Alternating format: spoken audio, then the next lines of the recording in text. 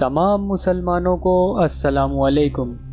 दोस्तों, जैसा कि सभी जानते हैं कि झूठ बोलना एक बहुत ही घटिया तरीन अमल है, लेकिन आप लोगों को आज ये जानकर बहुत हैरानी होगी क्योंकि सनातन धर्म में 5 मौक़ों पे झूठ बोलने की इजाज़त दी है इनके ईश्वर ने, और ख़ास तौर पे सेक्स को एंजॉय करते वक्त।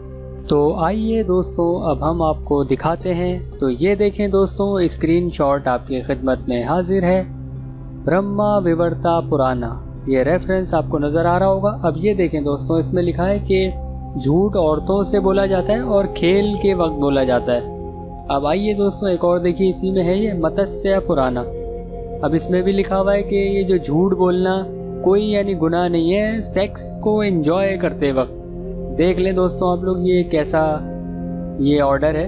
अब आइए दोस्तों, एक और स्क्रीनशॉट मैं आपको दिखाता हूँ। तो ये देखें दोस्तों, नज़र आ रहा होगा आपको।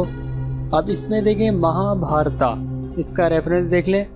अब इसमें यानी काफ़ी जगहों पे यानी लिखा हुआ है कि झूठ बोल सकते हैं। तो उसमें से एक वजह ये है कि शादी के वक्त, और दूसरी वजह ये इंजॉय करते वक्त, वुमेन को यानी औरत को इंजॉय करते वक्त। तो अब देख लें दोस्तों कितने नाजेबा अल्फाज हैं। मैं उर्दू में इसको ट्रांसलेट नहीं करूँगा।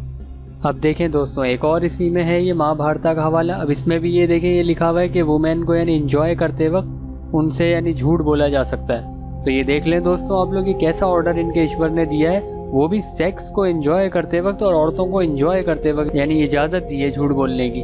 तो ये देख लें दोस्तों आप लोग, मैंने आपको पूरा दिखा दिया रेफरेंस के साथ। अब देखें, ये असल वजह सामने आ गई इन आर्य समाजी और हिंदुओं के झूठ बोलने की, क्योंकि इनके ईश्वर का ये ऑर्डर है कि झूठ बोलो।